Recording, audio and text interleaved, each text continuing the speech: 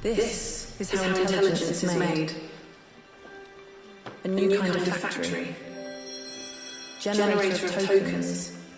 The building blocks of AI. Tokens have opened a new frontier. The first step into an extraordinary world, where endless possibilities are born.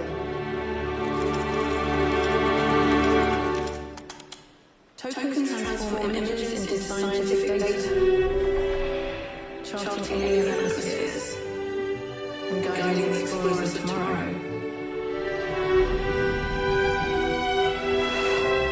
They probe the Earth's depths to seek out hidden danger. They turn potential into plenty. And help us harvest our bounty. Tokens see disease before it takes hold. Cure with precision.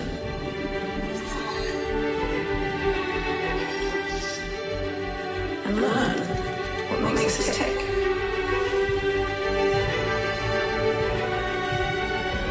Tokens connect the dots, so we can protect our most noble creatures.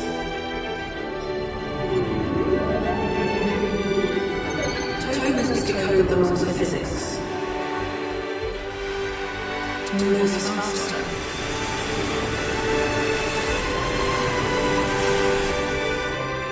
And make our days more efficient.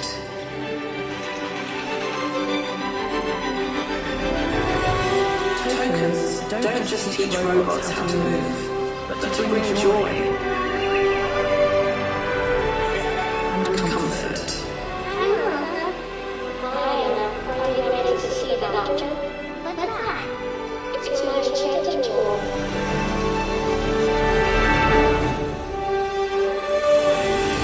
Tokens help us move forward. One small step from man becomes one giant leap for mankind. So we can boldly go where no one has gone before.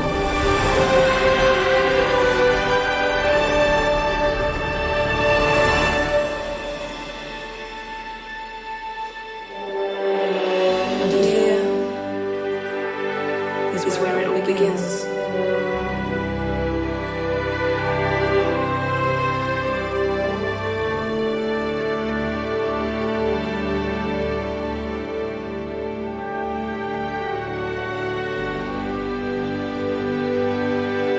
Welcome to the stage, Nvidia founder and CEO Jensen Huang.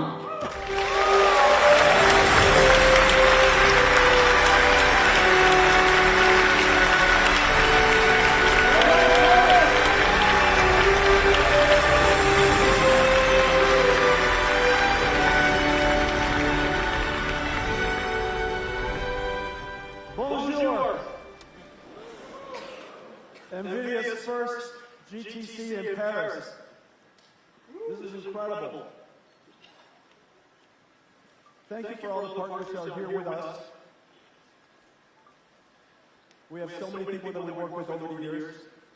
In fact, we've been in Europe for a very long time. Even though this is my first GTC Paris, I have a lot to tell you. Nvidia, once upon a time, wanted to create a new computing platform to do things that normal computers cannot. We accelerated the CPU, created a new type of computing called accelerated computing, and one of our first applications was molecular dynamics. We've come a long way since. So many different libraries, and in fact, what makes accelerated computing special is it's not just a new processor that you compile software to. You have to reformulate how you do computing. You have to reformulate your algorithm. And it turns out to be incredibly hard for people to reformulate software and algorithms to be highly parallelized. And so we created libraries to help each market, each domain of application, become accelerated. Each one of these libraries opens up new opportunities for the developers, and it opens up new opportunities for growth for us and our ecosystem partners. Computational lithography, probably the single most important application in semiconductor design today, runs in a factory at TSMC. Samsung, large semiconductor fabs. Before the chip is made, it runs through an inverse physics algorithm called cuLitho, computational lithography. Direct sparse solvers, algebraic multi-grid solvers. cuOpt, we just open source, incredibly exciting application library. This library accelerates decision-making to optimize problems with millions of variables for millions of constraints, like traveling salespeople problems. Warp, a Pythonic framework for expressing geometry and physics solvers, really important. cuDF, cuML, structured databases, data frames, classical machine learning algorithms. cuDF accelerates Spark, zero lines of code change. cuML accelerates scikit learn, zero lines of code change. Dynamo and cuDNN.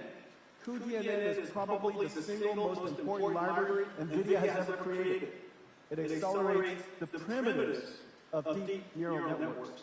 And Dynamo is our brand new library that makes it possible to dispatch, orchestrate, distribute extremely complex inference workloads across an entire AI factory. Equivariance and cuTensor, tensor contraction algorithms. Equivariance is for neural networks that obey the laws of geometry, such as proteins, molecules. Aerial and Shiona, really important framework to enable AI to run 6G. Earth-2, our simulation environment for foundation models of weather and climate models. Kilometer squared, incredibly high resolution. MONAI, our framework for medical imaging, incredibly popular. Parabricks, our solver for genomics analysis, incredibly successful. cuQuantum, CUDA-Q, I'll talk about in just a second, for quantum computing, and cuPyNumeric, acceleration for NumPy and SciPy. As you can see, these are just a few of the examples of libraries. There are 400 others. Each one of them accelerates a domain of application. Each one of them opens up new opportunities. Well, one of the most exciting is CUDA-Q. CUDA-X is this suite of libraries. A library suite for accelerating applications and algorithms on top of CUDA. We now have CUDA-Q. CUDA-Q is for quantum computing, for classical, quantum classical computing based on GPUs. We've been working on CUDA-Q now for several years, and today I can tell you there's an inflection point happening in quantum computing. As you know, the first physical qubit was demonstrated some nearly 30 years ago. An error correction algorithm was invented in 1995. And in 2023, almost 30 years later, the world's first logical qubit was demonstrated by Google. Now, since then, a couple of years later, the number of logical qubits, which is represented by a whole lot of physical qubits with error correction, the number of logical qubits are starting to grow. Well, just like Moore's Law would, I could totally expect 10 times more logical qubits every 5 years, 100 times more logical qubits every 10 years. Those logical qubits would become better error corrected, more robust, higher performance, more resilient, and of course, will continue to be scalable. Quantum computing is reaching an inflection point. We've been working with quantum computing companies all over the world in several different ways, but here in Europe, there's a large community. I saw Pascal last night. I saw Barcelona Supercomputing last night. It is clear now we're within reach of being able to apply quantum computing, quantum classical computing in areas that can solve some interesting problems in the coming years. This is a really exciting time. And so we've been working with all of the supercomputing centers. It's very clear now that over the next several years, or at least the next generation of supercomputers, every single one of them will have a QPU assigned and QPU connected to GPUs. The QPU will do quantum computing, of course, and the GPUs would be used for pre-processing, for control, for error correction, which would be intensely computationally intensive, post-processing and such. Between the two architectures, just as we accelerated the CPU, now there's QPU working with the GPU to enable the next generation of computing. Well, today we're announcing that our entire quantum algorithm stack is now accelerated on Grace Blackwell 200. And the speed up is utterly incredible. We work with the quantum computing industry in several different ways. One way is using cuQuantum to simulate the qubits or simulate the algorithms that runs on top of these quantum computers. Essentially, using a classical computer to simulate or emulate a quantum computer. At the other extreme, extremely important is CUDA-Q. Basically, inventing a new CUDA that extends CUDA into quantum classical, so that applications that are developed on CUDA-Q can run before the quantum computer arrives in an emulated way, or after the quantum computer arrives in a collaborative way, a quantum classical accelerated computing approach. And so today we're announcing CUDA-Q is available for Grace Blackwell. The ecosystem here is incredibly rich. And of course, Europe is deep with science and deep with supercomputing expertise and deep with heritage in this area, and it's not surprising to see quantum computing advance here. In the next several years, we're going to see a really fantastic inflection point. So, anyways, for all of the quantum computer industry that have been working on this for 3 decades now, I congratulate you for just the incredible accomplishment and the milestones today. Thank you.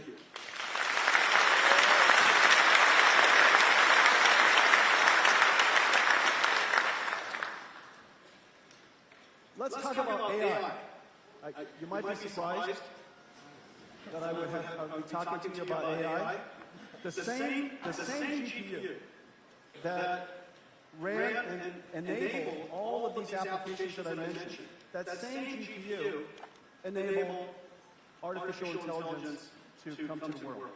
Our first contact was in 2012, just prior to that, working with developers on a new type of algorithm called deep learning.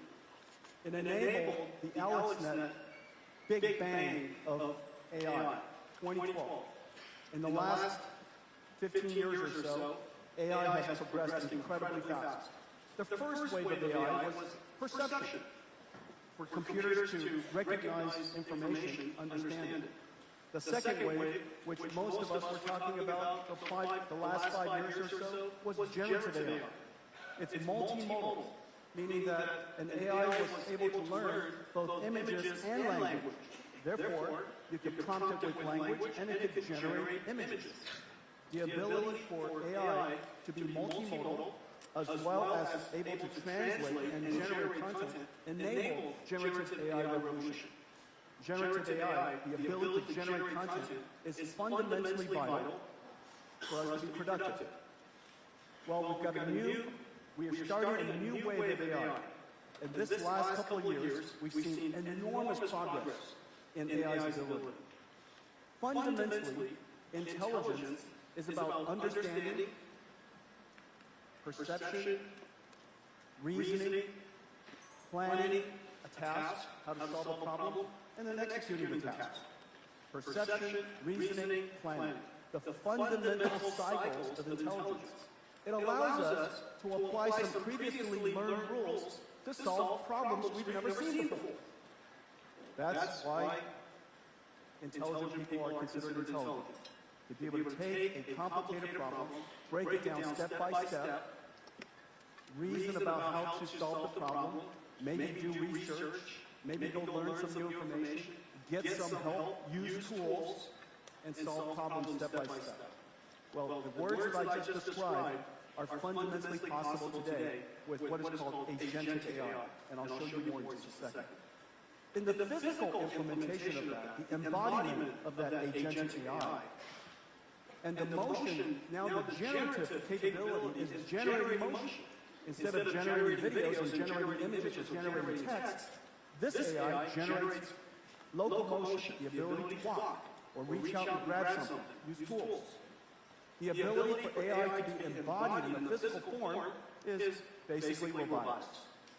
These capabilities, the fundamental technology to enable agents, which are basically information robots, and embodied AI, physical robots, these two fundamental capabilities are now upon us. Really, really exciting times for AI. But it all started with GeForce. And GeForce brought computer graphics. This is the first accelerated computing application we had ever worked on. And it's incredible how far computer graphics has come. GeForce brought CUDA to the world, which enabled machine learning researchers and AI researchers to advance deep learning. Then deep learning revolutionized computer graphics and made it possible for us to bring computer graphics to a whole new level. Everything I'm going to show you today, I'm going to give you a preview of what I'm going to show you. But everything I'm going to show you today is computer simulation, not animation. It's photon simulation, physics simulation, particle simulation. Everything is fundamentally simulation, not animation, not art. It just looks incredibly beautiful because it turns out the world is beautiful, and it turns out math is beautiful. So let's take a look.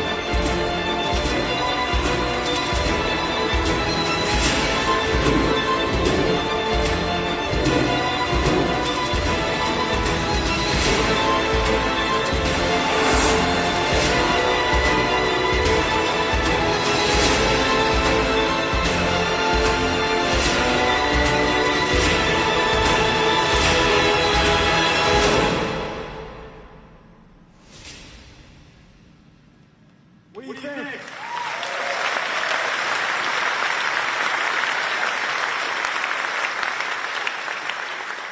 Numbers in action. Numbers in action. That's essentially what simulations are. And it's just incredibly beautiful to look at. But because of the scale and the speed by which we can now simulate almost everything, we can turn everything into a digital twin. And because everything can be a digital twin, it can be designed, planned, optimized, and operated completely visually before we put it into the physical world. The idea that we would build everything in software is now upon us. Everything physical will be built digitally. Everything that's built magnificently will be built digitally. Everything that's operated at gigantic scale will be first built digitally, and there will be digital twins that operate. And so today we're going to talk a lot about digital twins. Well, what started out as a GeForce graphics card, anybody in here know what a GeForce is? Okay, all right. Well, what started out as GeForce looks like this now. This is the new GeForce. It is 2 tons, 2.5 tons, 1.2 million parts, about $3 million, 120 kilowatts, manufactured in 150 factories, 200 technology partners working with us to do this, probably something along the lines of $40 billion in R&D budget in order to create what is GB200, and now moving to GB300. It is completely in production. And this machine was designed to be a thinking machine. A thinking machine in the sense that it reasons, it plans, it spends a lot of time talking to itself, just like you do. We spend most of our time generating words for our own mind, generating images for our own mind before we produce it. And so the thinking machine is really architecturally what Grace Blackwell was designed to do. It was designed to be one giant GPU. I compared it to GeForce for a good reason. GeForce is one GPU. So is GB200. It is one giant virtual GPU. Now we had to disaggregate it into a whole bunch of components, create a bunch of new networking technology and service technology, incredibly low power, high energy efficiency interconnects to connect all of these chips and systems together into one virtual GPU. This is the Hopper version. This is the world famous Hopper system. This 8 GPUs connected together on NVLink. What's not shown here is a CPU tray. A CPU tray with dual CPU and system memory that sits on top. Together, this represents one node of an AI supercomputer. About $500,000. This is the Hopper system. This is the system that really put us on the face of the map of AI, and it was under allocation for a very long time because the market took off so quickly. But this is the famous Hopper system. Well, this entire system, including the CPU, is replaced by this Grace Blackwell node. This is one compute tray. Right here will replace that entire system. It is fully liquid cooled, and the CPUs are integrated, directly connected to the GPUs. So you can see here 2 CPUs, 4 GPUs. It's more performant than that entire system. But what's amazing is this. We wanted to connect a whole bunch of these systems together. How would you connect all of these together was really hard for us to imagine. So we disaggregated. What we did was we took that entire motherboard, we disaggregated into this and this. This is the revolutionary NVLink system. Scaling out computing is not that hard. Just connect more CPUs with Ethernet. Scaling out is not hard. Scaling up is incredibly hard. You can only build as large of a computer as you can build. The amount of technology and electronics that you can fit into one memory model is incredibly hard to do. And so what we decided to do was create a new interconnect called NVLink. NVLink is a memory semantics interconnect. It's a compute fabric, not a network. It directly connects to the CPUs of all of these different NVLink systems, compute nodes. This is the switch. 9 of these stands on top, 9 of it sits on the bottom. In the middle are the NVLink switches, and what connects it together is this miracle. This is the NVLink spine. This is 100% copper. Copper coax. It directly connects all of the NVLink chips to all of the GPUs. directly connected over this entire spine, so that every single 144 Blackwell dies, or in 72 different packages, are talking to each other at the same time without blocking, all across this NVLink spine. The bandwidth of this is about 130 terabytes per second. 130, I know.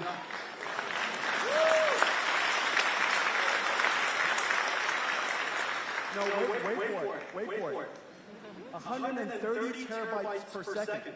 If it's in bits, 130 terabytes per second. It is more than the data rate of the peak traffic of the world's entire internet traffic on this backbone. And yeah. So this is how you shrink the internet into 60 pounds. NVLink. And so we did all that because the way a computer is considered, the way you think about computers is going to be fundamentally different in the future, and I'll spend more time on this, but it was designed to give Blackwell a giant leap above copper. Remember, Moore's law, semiconductor physics, is only giving you about 2 times more performance every 3 to 5 years. How could we achieve 30, 40 times more performance in just one generation? And we need 30, 40 times more performance because the reasoning models are talking to themselves. Instead of one shot, ChatGPT, it's now a reasoning model, and it generates a ton more tokens when you're thinking to yourself. You're breaking the problem down, step by step, you're reasoning, you're trying a whole bunch of different paths, maybe it's chain of thoughts, maybe it's tree of thoughts, best of n, it's reflecting on its own answers. You've probably seen these research models reflecting on the answers saying, is this a good answer? Can you do better than that? And then, oh yeah, I can do better than that. Goes back and thinks some more. And so those thinking models, reasoning models, achieve certain incredible performance, but it requires a lot more computational capability. And what net result, NVLink 72, Blackwell's architecture, resulted in a giant leap in performance. The way we read this is the x-axis is how fast it's thinking.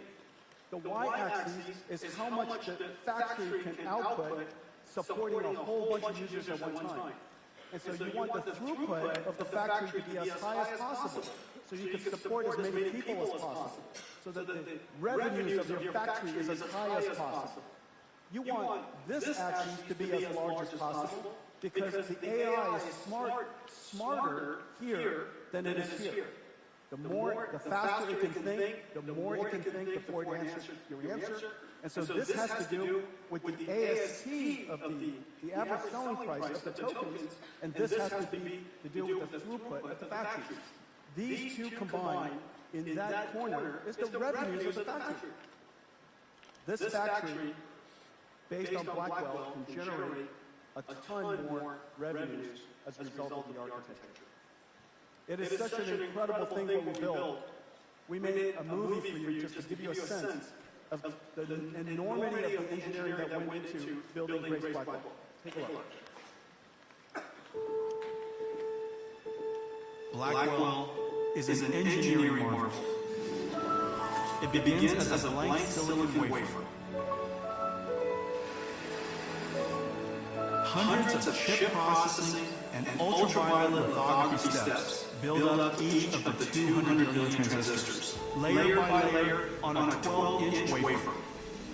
The wafer is described into individual Blackwell die, tested and sorted, separating the good dies to move forward. The chip-on-wafer on substrate process attaches 32 Blackwell dies and 128 HBM stacks on a custom silicon interposer wafer.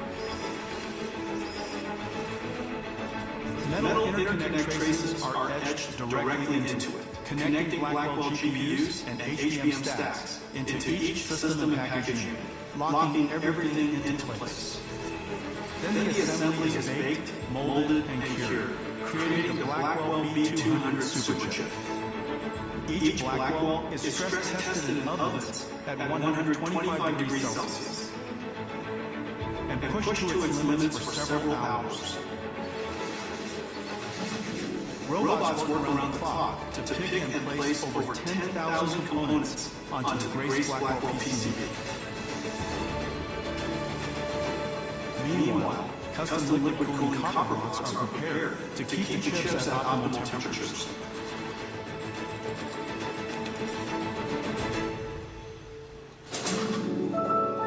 At another facility, Connect X7 SuperNICs are built to enable scale-out communications and Bluefield 3 DPUs to offload and accelerate networking, storage, and security tasks. All these parts converge to be carefully integrated into GB200 compute trays.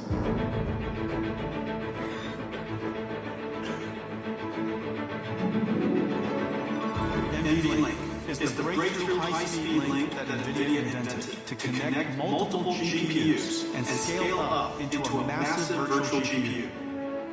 The NVLink switch tray is constructed with NVLink switch chips, providing 14.4 terabytes per second of all-to-all bandwidth.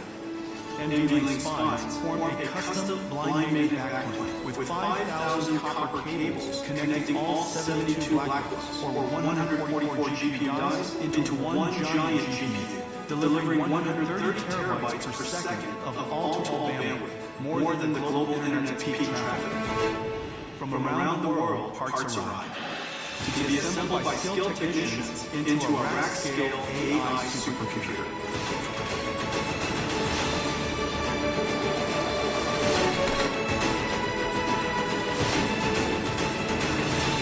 In total, 1.2 million components, 2 miles of copper cable, 130 trillion transistors, weighing nearly 2 tons. Blackwell is more than a technological wonder. It's a testament to the power of global collaboration and innovation, fueling the discoveries and solutions that will shape our future everywhere. We are driven to enable the geniuses of our time to do their life's work, and we can't wait to see the breakthroughs you deliver.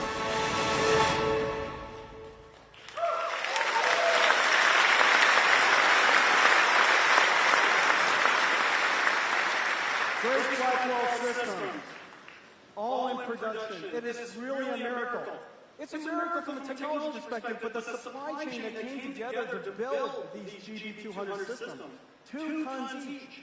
We're producing them now, 1,000 systems a week. No one has ever produced, mass-produced supercomputers at this scale before. Each one of these racks is essentially an entire supercomputer. Only in 2018, the largest Volta system, the Sierra supercomputer in 2018, is less performant than one of these racks. And that system was 10 megawatts. This is 100 kilowatts. So the difference generationally between 2018 and now, we've really taken supercomputing, AI supercomputing to a whole new level, and we're now producing these machinery at an enormous scale. And this is just the beginning. In fact, what you've seen is just one system, Grace Blackwell. The entire world is talking about this one system, clamoring for it to get deployed into the world's data centers for training and inferencing and generative AI. However, not everybody and not every data center can handle these liquid-cooled systems. Some data centers require enterprise stacks, the ability to run Linux, Red Hat, or Nutanix, or VMware. Storage systems from Dell EMC, Hitachi, NetApp, VAST, Weka. So many different storage systems, so many different IT systems, and the management of those has to be done in a way that's consistent with traditional IT systems. We have so many new computers to ramp into production, and I'm so happy to tell you that every single one of these are now in production. You haven't seen them yet. They're all flying off the shelves, flying off the ramps, the manufacturing lines, starting here. DGX Spark enables you to have essentially the Grace Blackwell system on your desktop. In the case of the Spark desktop, in the case of DGX Station, desktop. This way you don't have to sit on a supercomputer while you're developing your software, while you're developing your AI. But you want the architecture to be exactly the same. These systems are identical from an architecture perspective. From a software developer's perspective, it looks exactly the same. The only difference is scale and speed. And then on this side are all the x86 systems. The world's IT organization still prefers x86 and appreciates x86. Wherever they can take advantage of the most advanced AI-native systems, they do. Where they can't and they want to integrate into the enterprise IT systems, we now offer them the ability to do so. One of the most important systems, and it's taken us the longest to build because the software and the architecture is so complicated, is how to bring the AI-native architecture and infuse it into the traditional enterprise IT system. This is our brand new RTX Pro server. This is an incredible system. The motherboard is completely redesigned. Ladies and gentlemen, Jin and Paul.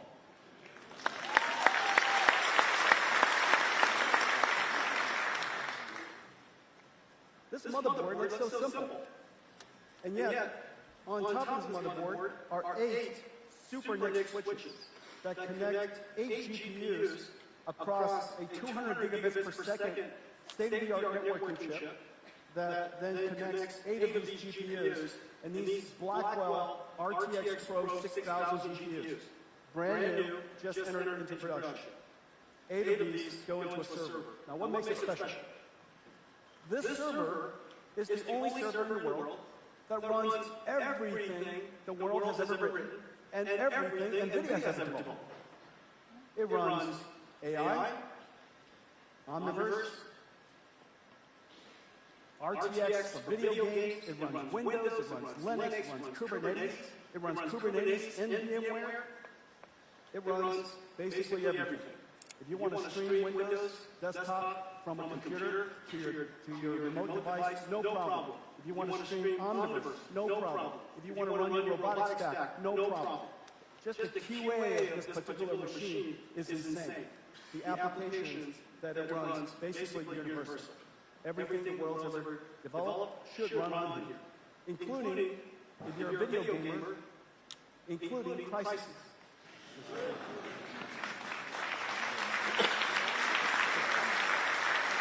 If you can run Crysis, you can run anything. Okay, this is the RTX Pro server, brand new enterprise system. So something is changing.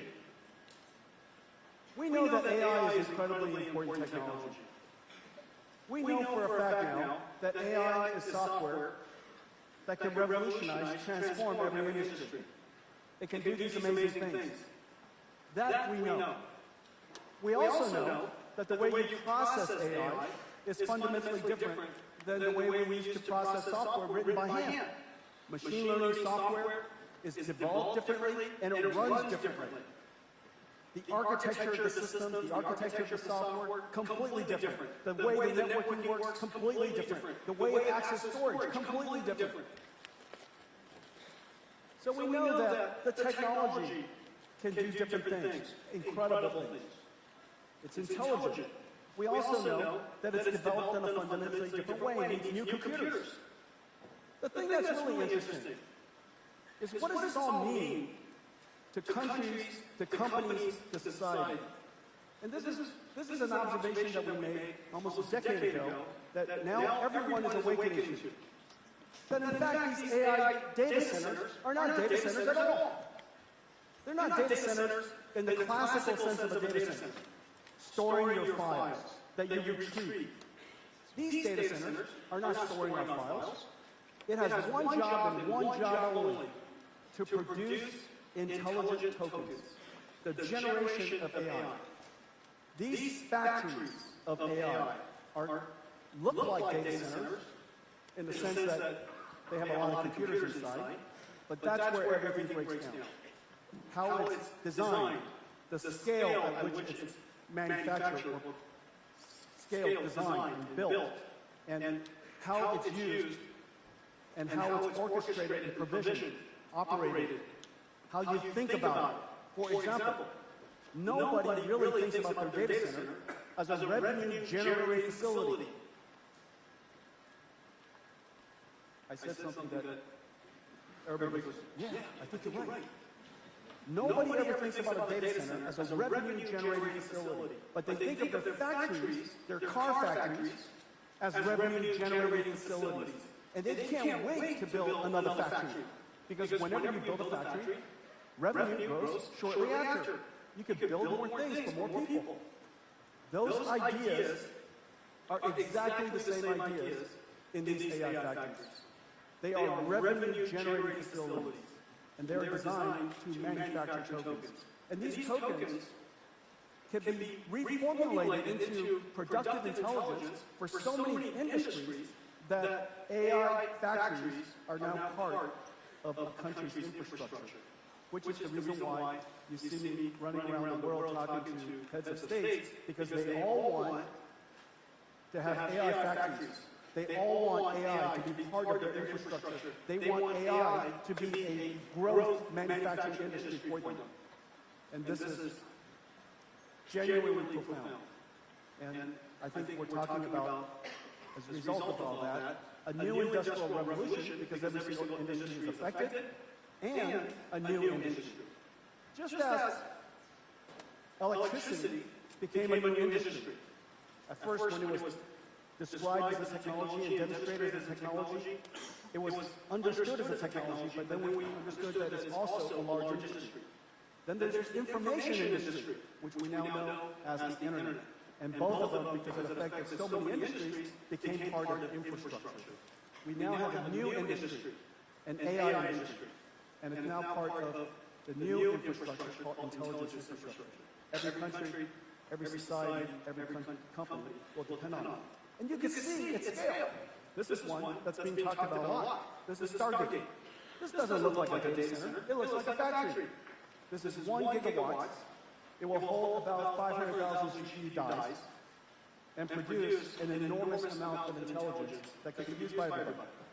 Well, Europe has now awakened to the importance of these AI factories, the importance of the AI infrastructure. And I'm so delighted to see so much activity here. This is European telcos building AI infrastructure with Nvidia. This is the European cloud service providers building AI infrastructure with Nvidia. And this is the European supercomputing centers building next-generation AI supercomputers and infrastructure with Nvidia. And this is just the beginning. This is in addition to what will come in the public clouds. This is in addition to the public clouds. So indigenous built AI infrastructure here in Europe by European companies for the European market. And then there's 20 more being planned. 20 more AI factories and several that are gigawatt gigafactories. In total, in just 2 years, we will increase the amount of AI computing capacity in Europe by a factor of 10. And so the researchers, the startups, your AI shortage, your GPU shortage will be resolved for you soon. It's coming for you.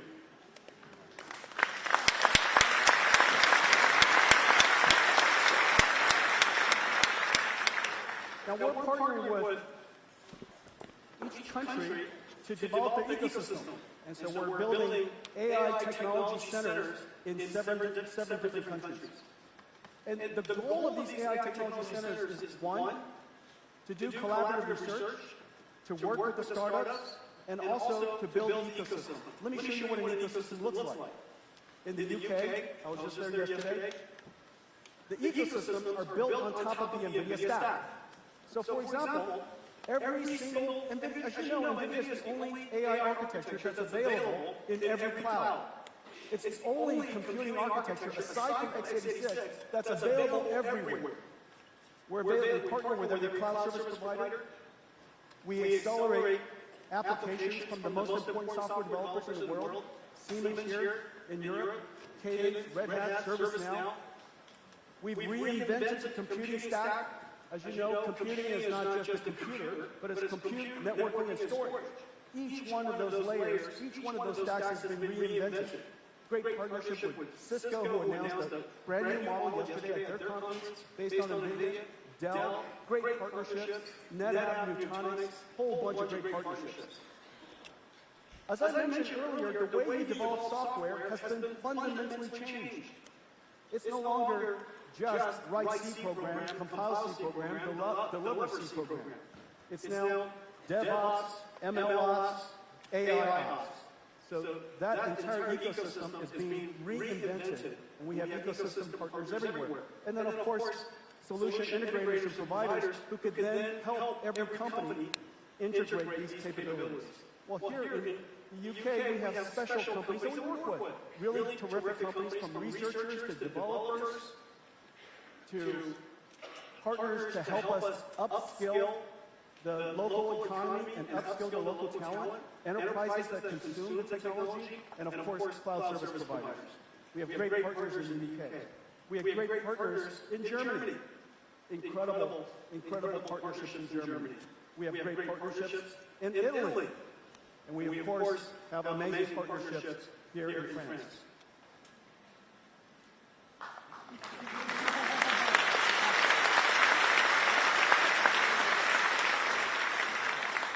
That's right, go France.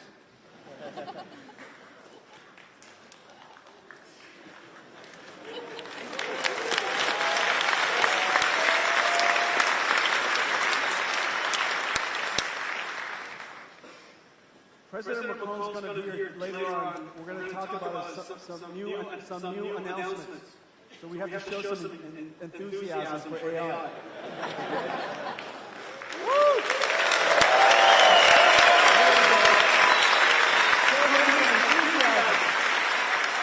So great partnerships here in France. One particular one I want to highlight, our partnership with Schneider, building these AI factories.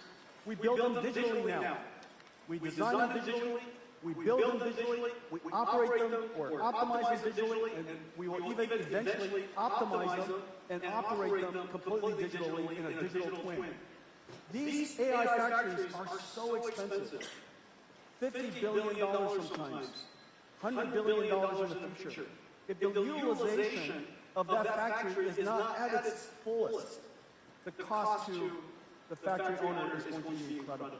And so we need to digitalize and use AI wherever we can, put everything into Omniverse so that we have direct and constant telemetry. We have a great partnership here that we're announcing today. A young company, a CEO I really like, and he's trying to build a European AI company.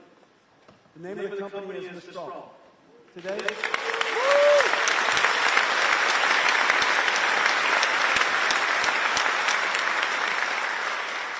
we're announcing that we're going to build an AI cloud together here to deliver their models as well as deliver AI applications for the ecosystem of other AI startups so that they can use the Mistral models or any model that they like. And so Mistral and us, we're going to be partnering to build a very sizable AI cloud here, and we'll talk about more of it later on today with President Macron. Oh.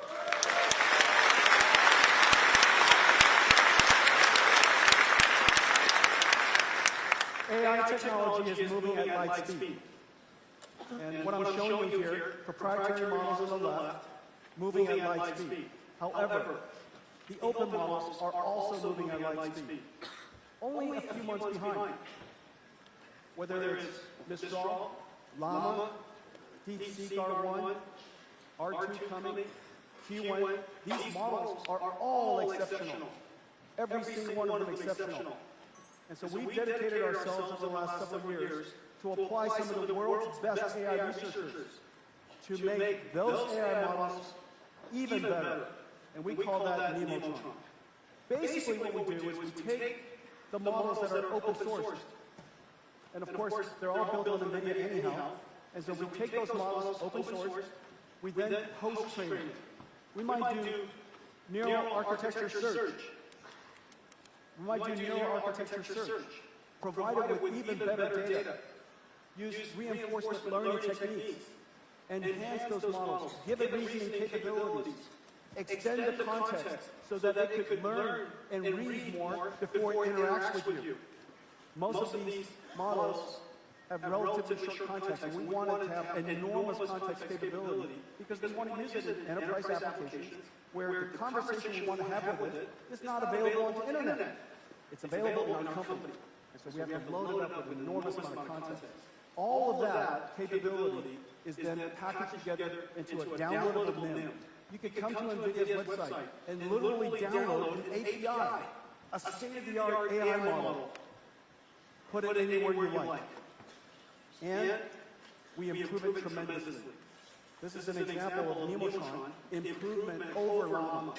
So Llama 8B, 7B, 405B, improved by our post-training capability, extension of reasoning capability, all the data that we provide, enhanced it tremendously. We're going to do this generation after generation after generation. And so for all of you who use this Nemotron, you will know that there's a whole slew of other models in the future, and they're open anyway, so if you would like to start from the open model, that's terrific. If you'd like to start with the Nemotron model, that's terrific. And the Nemotron models, the performance is excellent. In benchmarks after benchmarks after benchmarks, Nemotron performance has the top of the leaderboard all over the place. And so now you know that you have access to an enhanced open model that is still open, that is top of the leader chart. And you know that NVIDIA is dedicated to this, and so I will do this for as long as I shall live. Okay?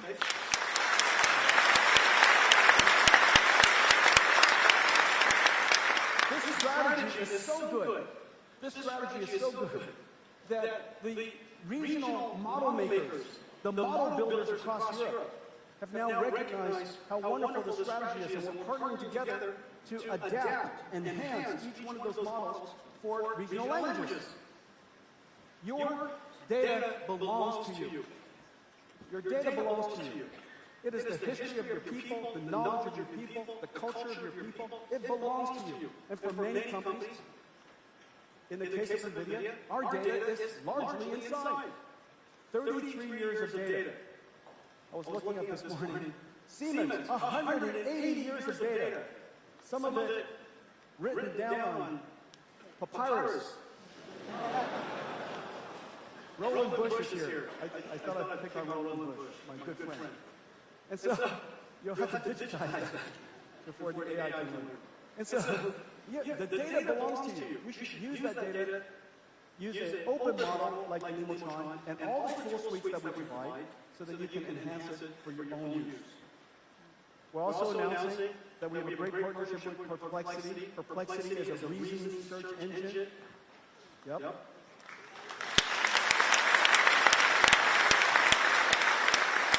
Three models I use ChatGPT, Gemini Pro, and Perplexity. And these three models I use interchangeably, and Perplexity is fantastic. We're announcing today that Perplexity will take these regional models and connect it right into Perplexity so that you could now ask and get questions in the language, in the culture, in the sensibility of your country. Okay? So Perplexity, regional model.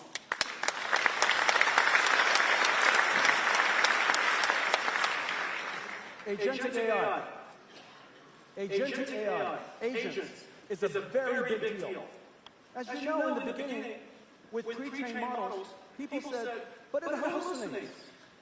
It makes things up. You're absolutely right. It doesn't have access to the latest news and data information. Absolutely right. It gives up without reasoning through problems.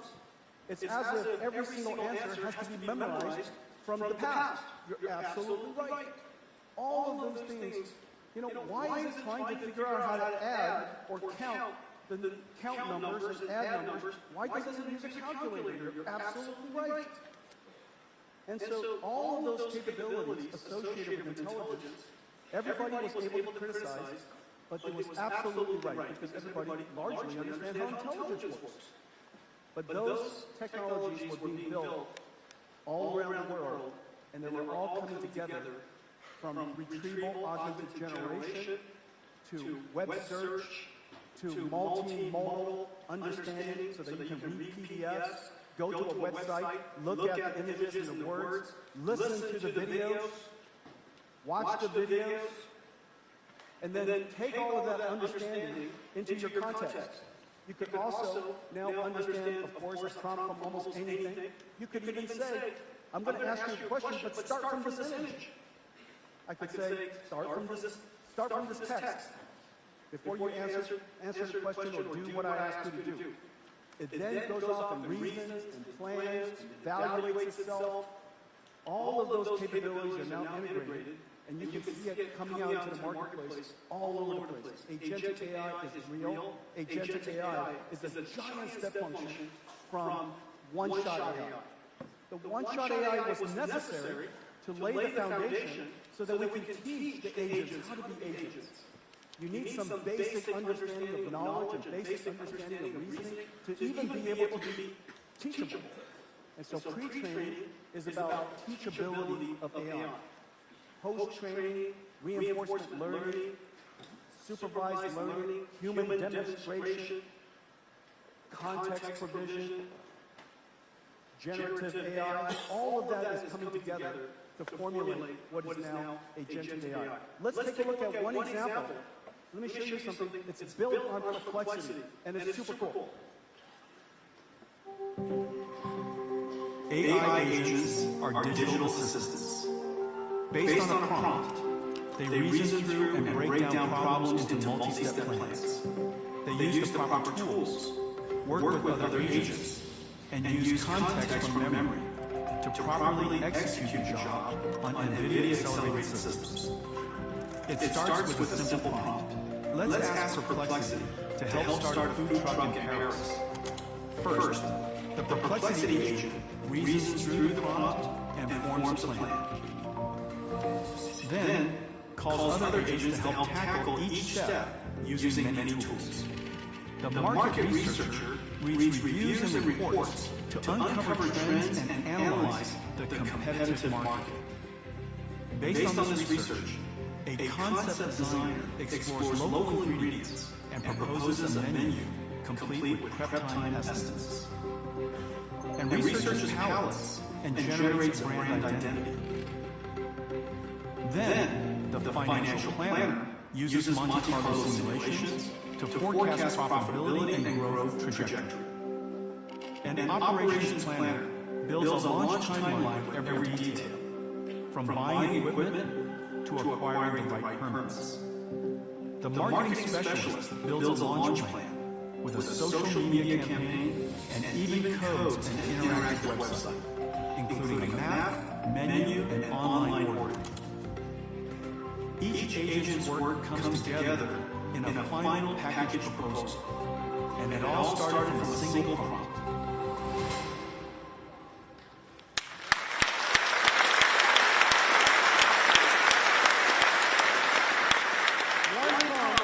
One prompt like that in the original chatbot would have generated a few hundred tokens.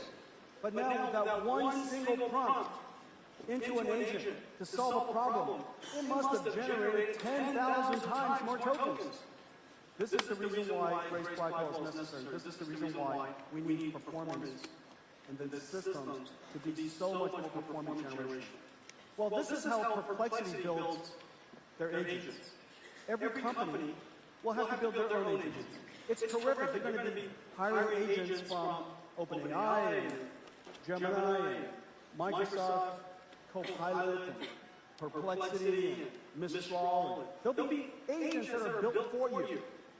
And they might help you plan a vacation or, go do some research, so on and so forth. However, if you want to build a company, you're going to need specialized agents on specialized tools and using specialized tools and specialized skills. And so the question is, how do you build those agents? And so we created a platform for you. We created a framework and a set of tools that you can use and a whole bunch of partners to help you do it. It starts with, on the very bottom, the ability to have reasoning models that I spoke about. NVIDIA's Nemotron reasoning large language models are world-class. We have Nemo Retriever, which is a multimodal search engine, semantic search engine, incredible. And we built a blueprint, a demonstration that is operational, that is essentially a general agent.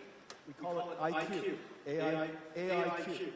And on top, we have a suite of tools that allows you to onboard an agent, a general agent, curate data to teach it, evaluate it, guardrail it, supervise, train it, use reinforcement learning, all the way to deployment. Keep it secure, keep it safe. That suite of toolkits is integrated, those libraries are integrated into the AI ops ecosystem. You can come and download it from our website yourself as well, but it's largely integrated into AI ops ecosystem. From that, you can create your own special agents. Many companies are doing this. This is Cisco. They announced it yesterday. We're building AI platforms together for security. Now, look at this.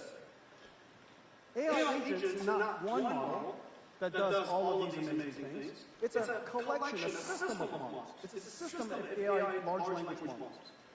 Some of them are optimized for certain type of things. Retrieval, as I mentioned, performing skills, using a computer.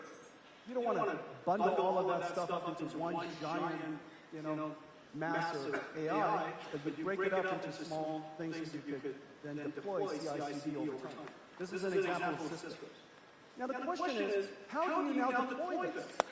Because as I mentioned earlier, there are public clouds where Nvidia's compute is. There are regional clouds, we call them NCPs. Here, for example, in Mistral. You might have something that is private cloud because of your security requirements and your data privacy requirements. You might even decide that you have something on your desk. And so the question is, how do you run all of these? And sometimes they run in different places because these are all microservices. These are AIs that can talk to each other. They can obviously talk to each other over networking. And so how do you deploy all of these microservices? Well, we now have a great system. I'm so happy to announce this for you. This is called our DGX Lepton. DGX Lepton, what you're looking at here, is a whole bunch of different clouds. Here's the Lambda cloud, the AWS cloud. Here's your own developer's machine. Your own system could be a DGX station, Nebius, Yoda, and Scale. It could be AWS, it could be GCP. NVIDIA's architecture is everywhere. And so you could decide where you would like to run your models. You deploy it using one super cloud, so it's a cloud of clouds. Once you get it to work, once you get this NIMS deployed into Lepton, it will go and be hosted and run on the various clouds that you decide. One model architecture, one deployment, and you can run it everywhere. You can even run it on this little tiny machine here. This DGX Spark. Is it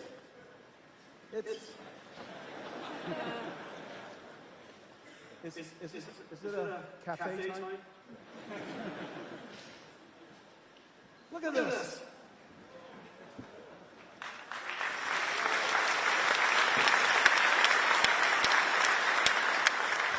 This lift is 2,000 horsepower.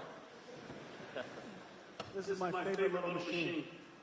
DGX Spark. The AI supercomputer, we built an AI supercomputer in 2016. It's called the DGX-1. It was the first version of everything that I've been talking about. 8 Volta GPUs connected with NVLink. It took us billions of dollars to build. And on the day we announced it, DGX-1, there were no customers, no interest, no applause, 100% confusion. Why would somebody build a computer like that? Does it run Windows? Nope. And so we built it anyways. Well, thankfully, a young company, a startup, a nonprofit startup in San Francisco was so delighted to see the computer. They said, "Can we have one?" And I thought, "Oh my gosh, we sold one." But then I discovered it was a nonprofit. But I put a DGX-1 in my car, and I drove up to San Francisco, and the name of that company was opening up.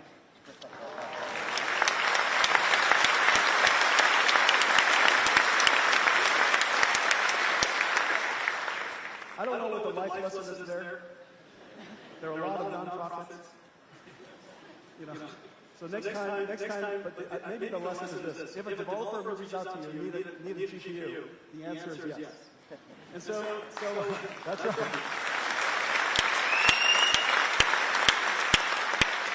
So imagine you have Lepton, it's in your browser, and you have this Helm chart, an AI agent that you've developed, and you want to run it here. And parts of it you want to run in AWS, and parts of it you want to run in a regional cloud somewhere. You use Lepton, you deploy your Helm chart, and it magically shows up here. Okay? And so if you would like to run it here until you're done and ready to deploy it, and then deploy it into the cloud, terrific. But the beautiful thing is, this architecture is based on Grace Blackwell. GB10 versus GB200 versus GB300, and all of these different versions of but this architecture is exactly Grace Blackwell.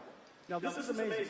So we're doing this for Lepton, but next, Hugging Face and Nvidia has connected Lepton together. And so whenever you're training a model on Hugging Face, if you would like to deploy it into Lepton and directly into Spark, no problem. It's just one click. So whether you're training or inferencing, we're now connected to Hugging Face, and Lepton will help you decide where you want to deploy it. Let's take a look at it.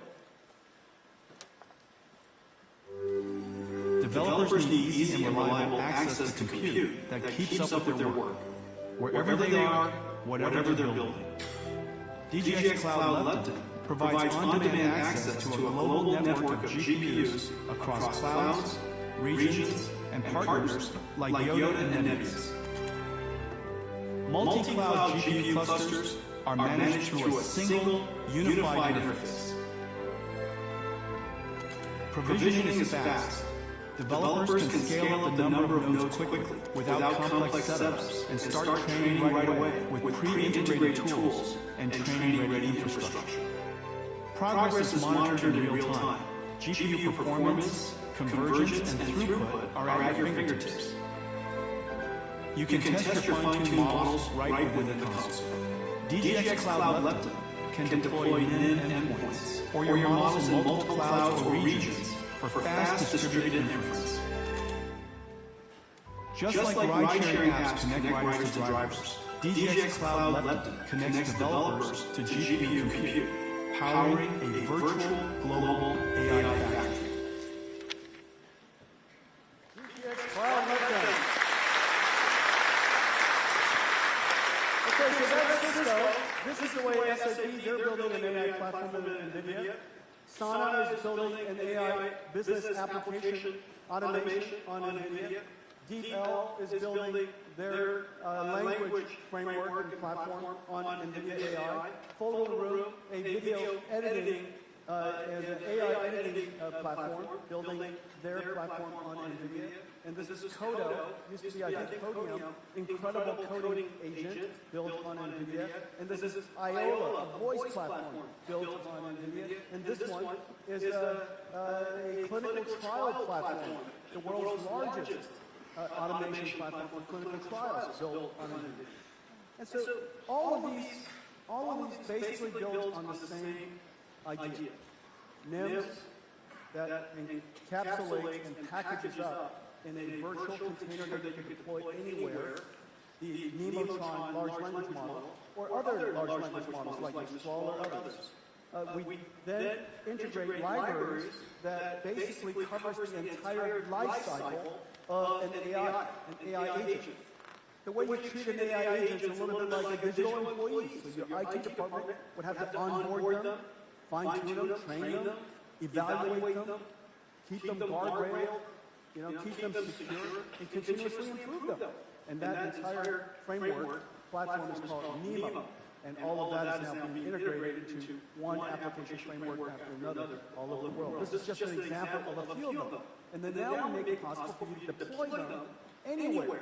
If you want to deploy it in the cloud, you've got DGX, you've got GB200s in the cloud.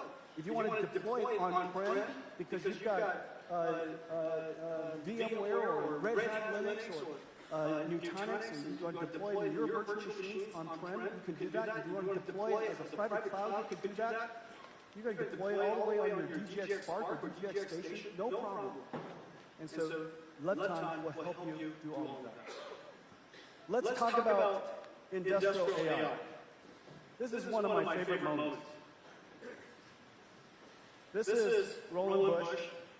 This is a really fun moment. He wanted to remind me that neural computers, neural network computers, were invented in Europe. That's this whole slide. But it was such a great moment. This is the Synapse 1. This is incredible, guys. Synapse 1. This is Synapse 1, 1992. It runs neural networks 8,000 times faster than CPUs at the time. Isn't it incredible? So this is the world's AI computer. And Roland just wants to never forget that, Jensen. Never ever forget that. I said, okay, all right. I'll tell everybody. Siemens 1992. Siemens 1992. We have a great partnership with Siemens and Roland Bush, the CEO, is supercharging the company so that they could completely lead the last IT industrial revolution and fuse the industrial capabilities of Europe, the industrial capabilities of mighty Siemens, with artificial intelligence and create what is called the industrial AI revolution. We're partnering with Siemens on so many different fronts. Everything from design to simulation to digital twins of factories to operations of the AIs in the factories, everything from end to end. And it just reminds me how incredible the industrial capabilities of Europe is, and what an extraordinary opportunity this is for you. What an extraordinary opportunity, because AI is unlike software. AI is really, really smart software. And this smart software can finally do something that can revolutionize the very industries that you serve. And so we made a love letter video, if you will. Let's play it. It began here. The first industrial revolution. Watt's steam engine and the mechanized loom introduced automation and the advent of factories, and industry was born. The age of electricity. Ampere unraveled electromagnetism. Faraday built the first electric generator, and Maxwell laid the foundations for modern electrical engineering. Siemens and Wheatstone's dynamo, the engine of electricity, bringing machines, trains, factories, and cities to life, electrifying the planet, igniting modern manufacturing. And today, born out of the computing and information age, the fourth industrial revolution, the age of AI, reimagining every part of industry. Across the continent, industrial AI is taking hold. From design to engineering, you're blazing new trails toward understanding and reinvention. You brought the physical world into the virtual. To plan and optimize the world's modern factories, you're building the next frontier, where everything that moves is robotic. Every car, an intelligent autonomous agent, and a new collaborative workforce to help close the global labor shortage gap. Developers across the continent are building every type of robot, teaching them new skills. In digital twin worlds and robot chips, preparing them to work alongside us in our factories, warehouses, the operating room, and at home. The fourth industrial revolution is here, right where the first began. What do you think?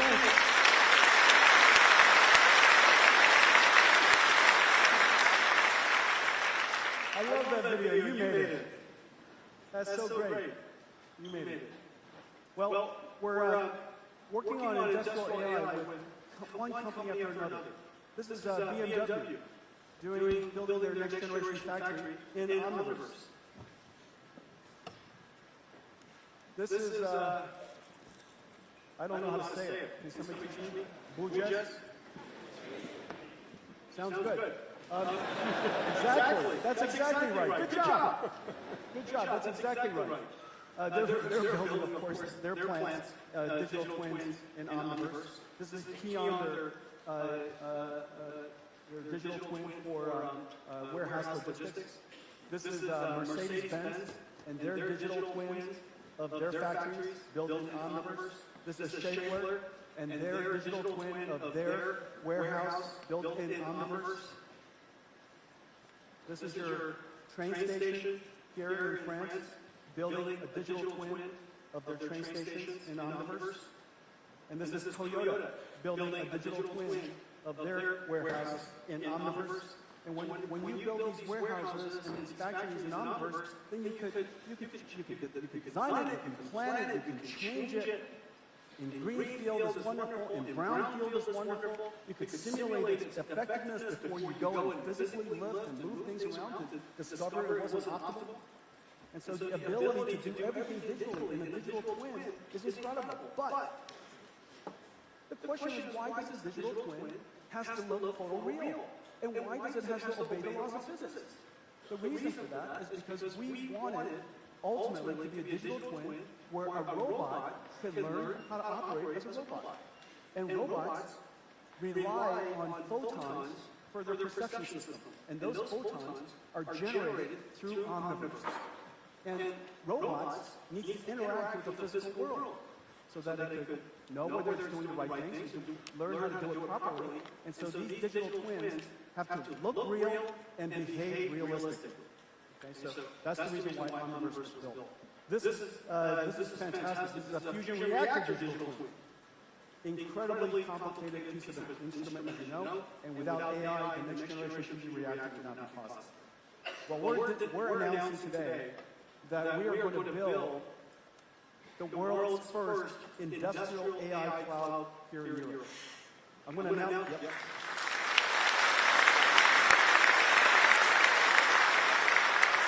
These industrial AI clouds are, yes, a whole lot of computers in the cloud. However, its requirements, its performance, its safety requirements fundamentally different. And so I'm going to tell you a lot more about it on Friday. I'm only teaching you part of the story today, but this industrial cloud will be used for design and simulation, virtual wind tunnels that you just walk into. Virtual wind tunnels you just move a car into and you see it behave. Open doors, open windows, change the design. All completely in real time. Design in real time, simulate in a digital wind tunnel, digital twin of a wind tunnel in real time, build it in a factory, a digital factory, digital twin in real time. All of this, and let robots learn how to be great robots and build the robots of our future, self-driving cars and such. We already have tremendous ecosystem here. We've been here, as you know, for a very long time. Nvidia is 32 years old. The first time we came to Europe was during the time when workstations and the digitalization of products, CAD, the CAD revolution started. We were here during the CAE revolution, and now the digital twin revolution. Some $2 trillion of ecosystem here in Europe that we partner with and that we have the privilege of supporting. What comes out of that is a new revolution that's happening. As you know, everything that moves will be robotics. Everything that moves will be AI-driven. And the car is the most obvious next one. Nvidia builds the AI supercomputers to train the model. The AI supercomputer for Omniverse digital twins. We also build the AI supercomputers for the robots itself. In every single case, whether it's in the cloud, for Omniverse, or in the car, we offer the entire stack. The computer itself, the operating system that runs on top of this computer, which is different in every single case. This computer, high-speed, sensor-rich, must be functional safe. In no circumstance could it fail completely. And so the safety requirements are incredibly high. And now we have an incredible model that sits on top of it. This model that sits on top of it is a transformer model. It's a reasoning model. And it takes sensor in, you tell it what you want it to do, and it will drive you there. Takes pixels in, and it generates path plans output. So it's a generative AI model based on transformers. Incredible technology. NVIDIA's AI team, AV team, is incredible. This is the only team that I know that has won end-to-end self-driving car challenge at CDR 2 years in a row. So they're the winner again this year. Let's take a look at the video. Yep, thank you.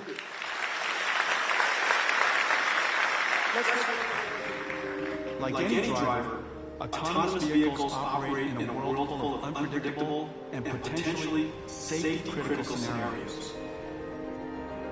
NVIDIA Drive, built on the Halo safety system, lets developers build safe autonomous vehicles with diverse software stacks and sensors and redundant computers.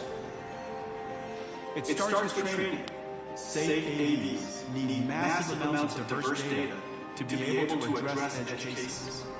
But real-world data is limited.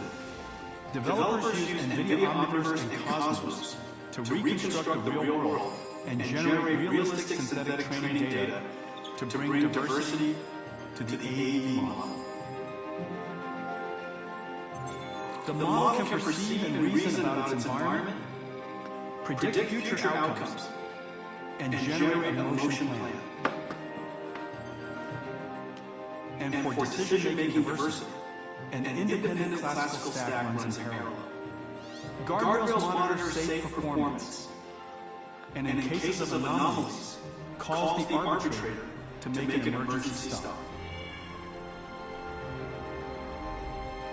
Further diversity and redundancy are built into the sensor and compute architecture. Each sensor connects to redundant computers, so even if a sensor or computer fails, the vehicle stays safe and operational. And in the event of a critical failure, the system can execute a minimum risk maneuver, like pulling over the shoulder. Safety is foundational to autonomous driving. NVIDIA Drive lets developers worldwide integrate Halos into their own products to build the next generation of safe AVs.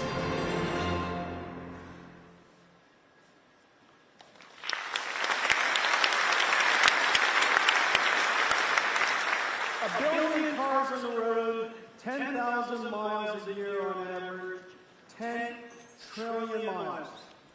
The future of autonomous driving is obviously gigantic. And it's going to be driven, it's going to be powered by AI. This is the next gigantic opportunity, and we're working with enormous companies and really fantastic companies around the world to make this possible. At the core of everything we do here with AV is safety, and we're really, really proud of our Halo system.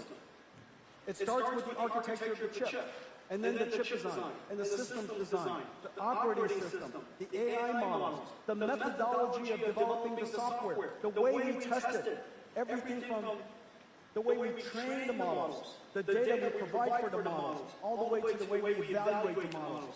NVIDIA's Halo system and our AV safety team and capabilities are absolutely world-renowned. This computer was the first one to be software-defined. The world's first software-defined, completely 100% software-defined AI-driven software, AI-driven stack for AVs. We've been at this now for coming up on 10 years.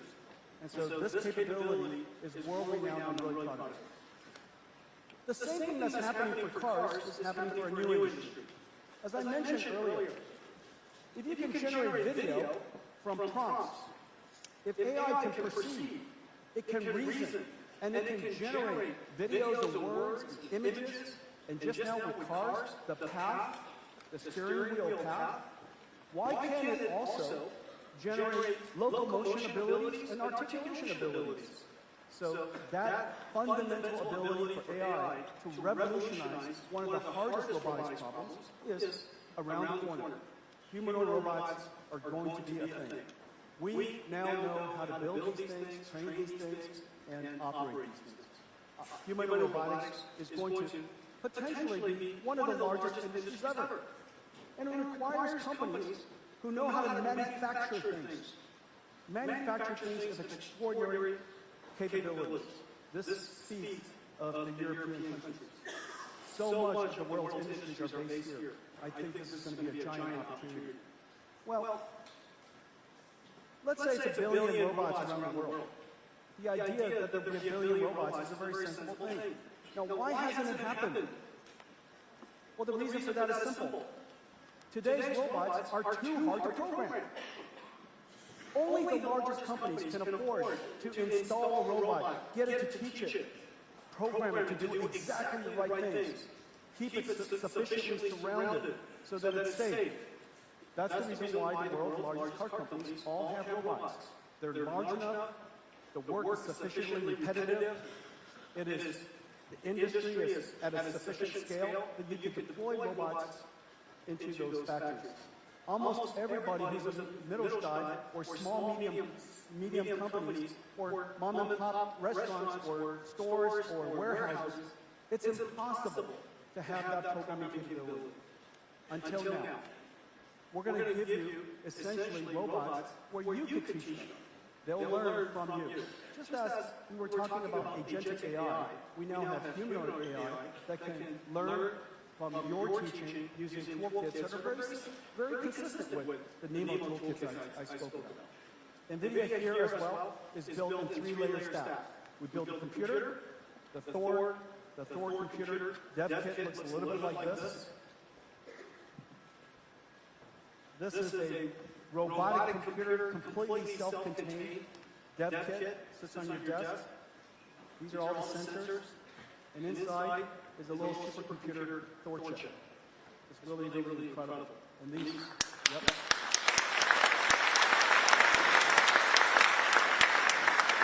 I can imagine getting one of these inserted. Thank you. And so that's the Thor processor. On top is an operating system designed for robotics, and on top of that, transformer models that take sensor and instructions and transforms it and generates flight or paths and motor controls for arm articulation, finger articulation, and of course your leg articulation. Now, the big challenge of humanoid robotics is the amount of data necessary to train it is very, very hard to get. And so the question is, how do you do that? Well, the way you solve that problem is to back in the Omniverse, a digital twin world that obeys the laws of physics. And this is an incredible piece of work that we're doing. Don't do it. Don't.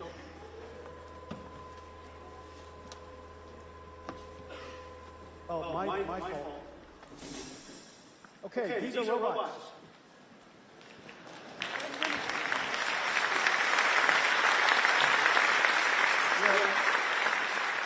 We developed computers to simulate, to train them, computers to simulate them, and the computer that goes inside them. There's a whole bunch of human robotics companies being built around the world. They all see the great opportunity to revolutionize this new device, if you will, and the progress is going incredibly fast. And the way that they all learn is they learn in a virtual world. And this virtual world has to obey the laws of physics. And recently, we announced a big partnership with Disney Research and DeepMind. And we're going to work together to create the world's most sophisticated physics simulation. And I'm just trying to figure out, at this point, how to go through that slide. Teach me. Who's with me? This is what happens when you only rehearse once. Okay, so this incredible system is where an AI learns how to be an AI. Let me show it to you.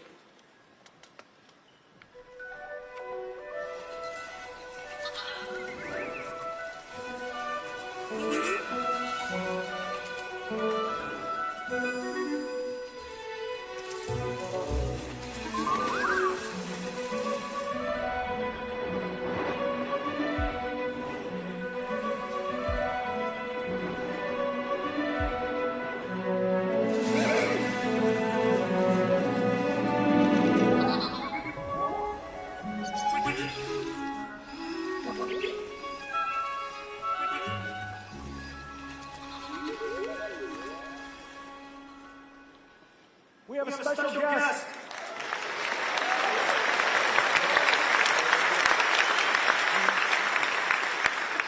Your name is Greg.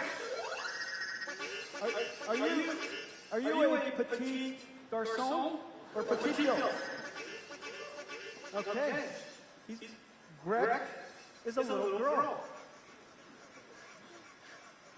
Now, look at this. Greg learned how to walk inside Omniverse, obeying the laws of physics. But inside Omniverse, we created hundreds of thousands of scenarios.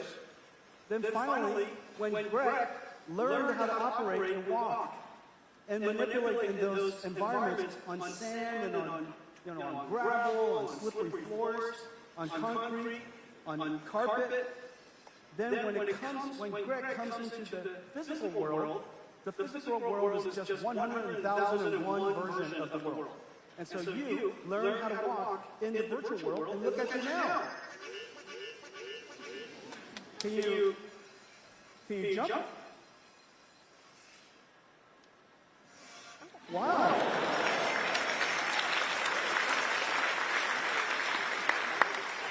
Can you dance?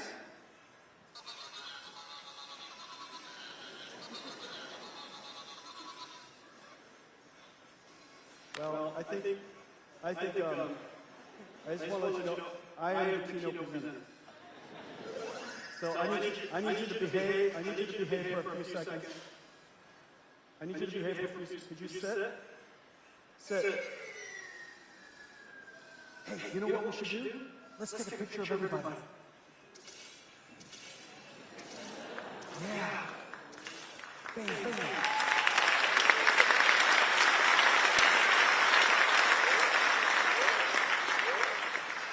Would you like to come home with me? Would you like to come home with me? I got pets. Yeah.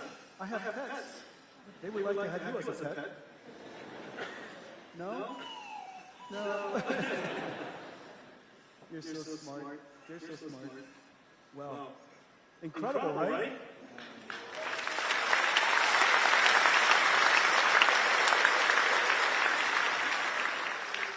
You are the world's best robot. And someday, we'll all have one like you, and they'll follow us around. But if I need a glass of whiskey, you're going to have to go tell somebody else to go get me a glass of whiskey because you have no arms. Yeah? You're so cute. Okay, little girl, you stay here for a second. Let's wrap up.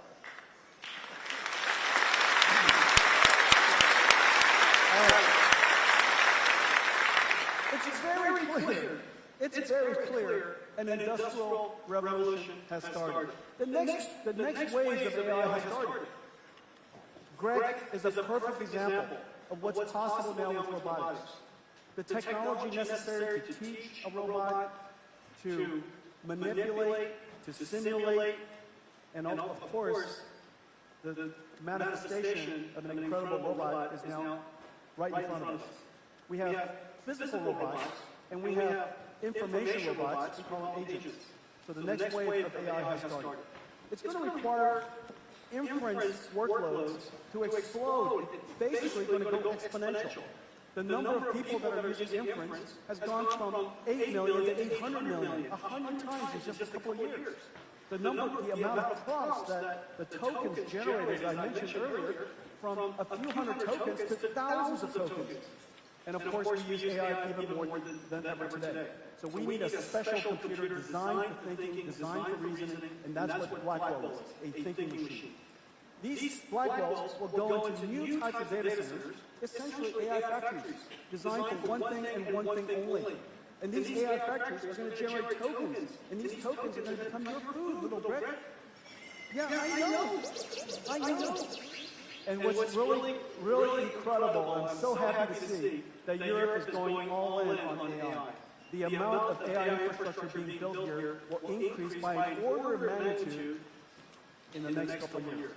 I want to thank all of you for your partnership. Have a great VivaTech.